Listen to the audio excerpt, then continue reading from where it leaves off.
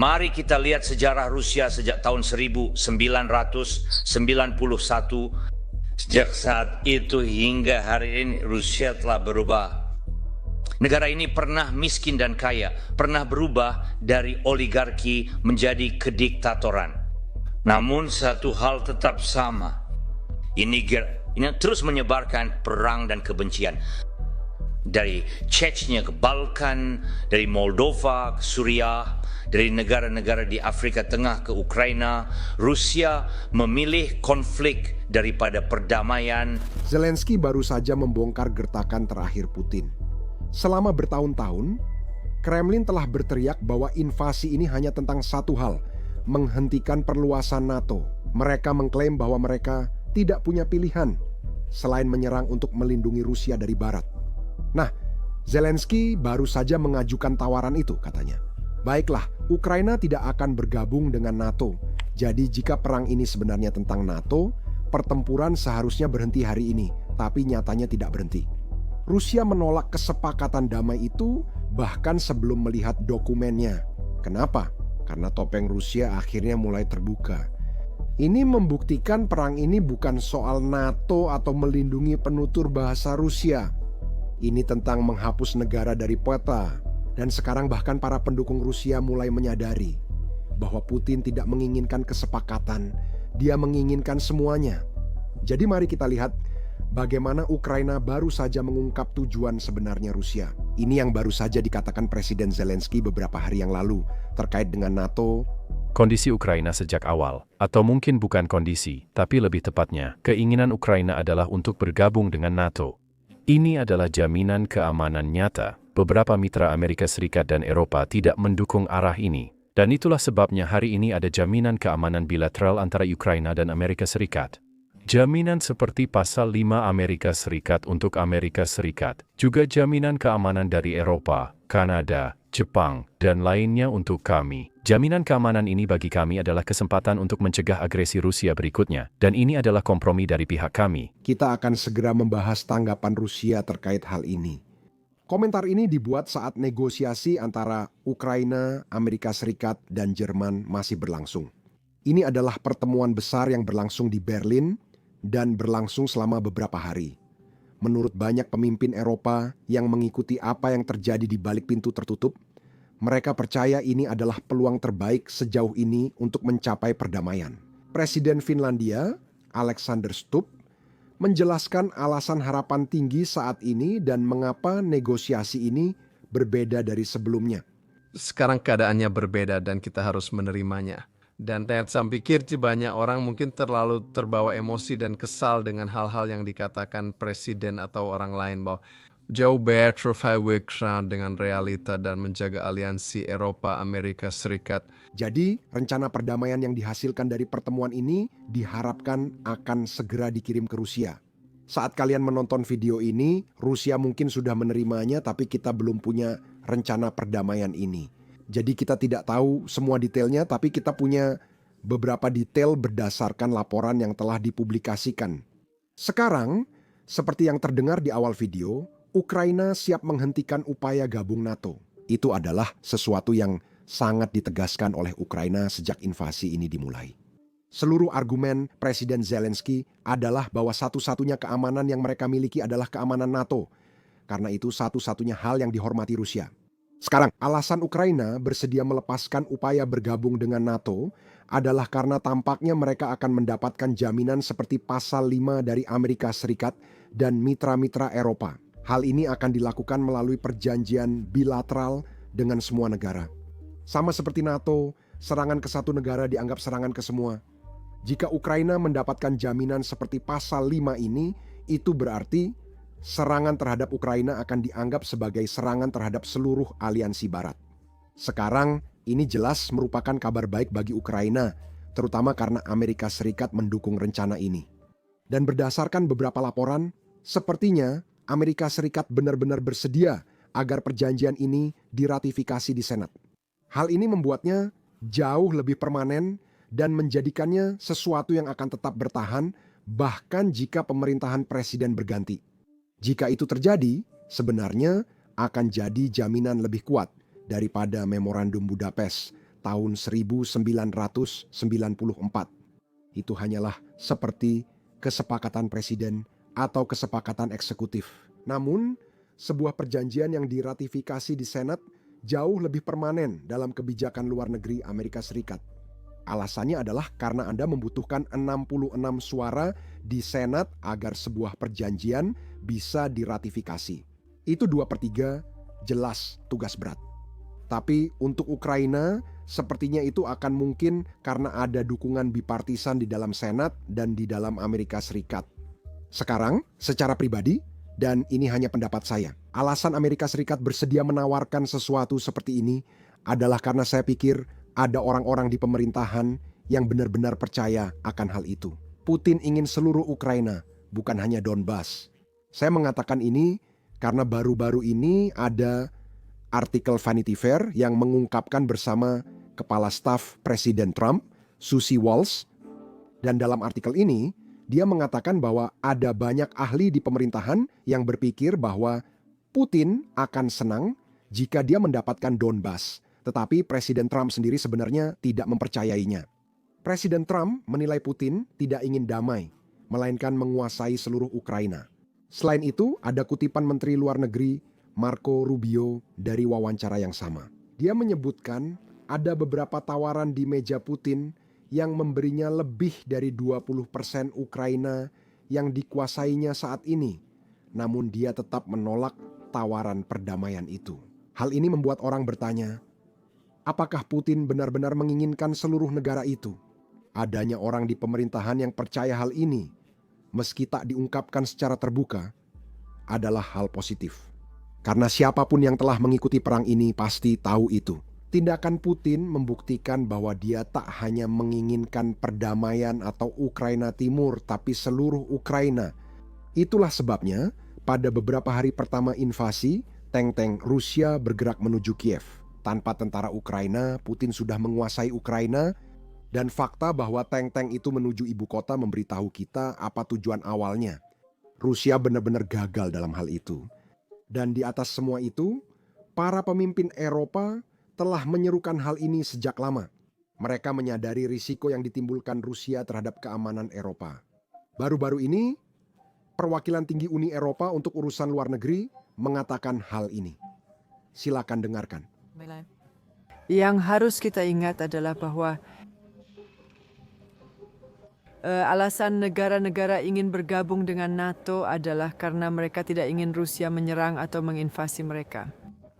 Dan itulah sebabnya, kamu tahu, Swedia dan Finlandia berabih dengan NATO. Itulah sebabnya negara-negara Baltik bergabung dengan NATO untuk mendapatkan perlindungan pertahanan ini benar-benar. Sekarang isu hal ini tidak dipertanyakan atau hal ini tidak mungkin terjadi, maka kita perlu melihat jaminan keamanan apa yang benar-benar nyata. Itu tak cukup hanya kertas atau menjanji dia saja. Itu harus berupa pasukan nyata, kemampuan nyata agar Ukraina bisa membela dirinya sendiri. Dan kita perlu sadar Donbas bukan tujuan akhir Putin. Jika dia mendapatkan Donbas, maka bentengnya runtuh. Dan kemudian mereka pasti akan selanjutnya dengan diambil seluruh Ukraina. Dan kamu tahu, jika Ukraina jatuh, maka wilayah lain juga dalam bahaya. Kita tahu ini dari sejarah, dan kita seharusnya belajar dari sejarah sekarang. Seperti yang kalian dengar, Ukraina mendapat banyak tekanan untuk menyerahkan Donbas. Khususnya 20 wilayah yang sekarang dikuasai Ukraina, namun Ukraina tak mau menyerahkannya. Itu karena Ukraina tahu betapa pentingnya wilayah itu untuk pertahanannya sendiri. Wilayah mereka disebut sabuk benteng. Sangat mudah untuk bertahan dari serangan apapun di wilayah itu, karena memiliki garis pertahanan alami, dan di atas itu ada garis pertahanan yang telah dibangun Ukraina. Ukraina dapat memanfaatkan semua ini untuk menahan tentara Rusia. Dan di atas itu, jika Rusia mengambil alih wilayah tersebut, wilayah berikutnya sampai ke kota-kota besar Ukraina lainnya, pada dasarnya seperti tanah datar, jadi tentara Rusia akan lebih mudah menguasai wilayah berikutnya. Karena itu Ukraina ingin bertarung di Donbas jika mereka mendapatkan Donbas. Mereka tak mau menyerahkan itu begitu saja dalam negosiasi, karena itulah Putin menginginkannya dibahas. Karena dia tahu dia harus mengorbankan jutaan, mungkin puluhan juta orang Rusia untuk merebut wilayah itu, sabuk benteng. Semua ini membawa kita ke komentar. Anda telah mendengar alasan Swedia dan Finlandia masuk NATO. Mereka masuk NATO usai Putin menginvasi Ukraina pada 2022, dan itulah mengapa banyak orang menyebut Putin sebagai tenaga penjual terbesar yang pernah dimiliki NATO, karena dia terus menginvasi negara-negara dan kemudian negara-negara terus bergabung dengan NATO. Baru-baru ini, Menteri Luar Negeri Rusia membuat pernyataan yang sangat mengerikan. Dia mengatakan, Rusia sebenarnya ingin kembali ke perbatasan 1997 dalam hal NATO. Artinya Rusia ingin Swedia keluar dari NATO, Rusia ingin Finlandia keluar dari NATO, mereka ingin Polandia keluar dari NATO, dan juga ingin negara-negara Baltik keluar dari NATO. Ini sesuai dengan keyakinan semua orang. Putin ingin membangun kembali Uni Soviet dan dia melakukannya selangkah demi selangkah. Dengarkan ini. Saya yakin Kami ingin bersiap bahwa proposal yang bingkam ajuan kepada Amerika Serikat dan NATO pada bulan Desember 2021 masih sepenuhnya relevan dan dapat menjadi titik awal atau salah satu titik awal untuk diskusi semacam itu. serius Pak. Dan inilah yang menjadi dasar dari proposal yang diajukan pada bulan Desember 2021 oleh Presiden Putin. Proposal yang ditolak Nona Valtonen dianggap tak dapat diterima karena menurutnya akan menghapus satu dekade kemajuan keamanan Eropa. Saya ingin dia mendengar proposal ini. Ini adalah kesempatan terakhir untuk mempertahankan pencapaian yang ada di bidang keamanan Eropa. Sekarang, meskipun semua ini, Eropa sebenarnya sedang berbicara dengan Rusia karena mereka benar-benar ingin membantu Ukraina. Kanselir Jerman berupaya mencari gencatan senjata satu hari antara Rusia dan Ukraina di hari Natal. Sebelum memutar klip, saya ingin mengingatkan semua orang, Rusia mengklaim dirinya sebagai negara terakhir di dunia yang membela nilai-nilai Kristen. Rusia juga mengklaim sebagai negara terakhir yang membela nilai-nilai Barat. Dan sekarang, Jerman pada dasarnya meminta mereka untuk membuktikan apa yang selama ini mereka klaim. Kenapa tidak berhenti menembaki orang lain saat Natal? Sertifikan sinengwen dan nasuan kemik sembiramsyan usulat bersama Eropa, Ukraina, dan Amerika di Berlin.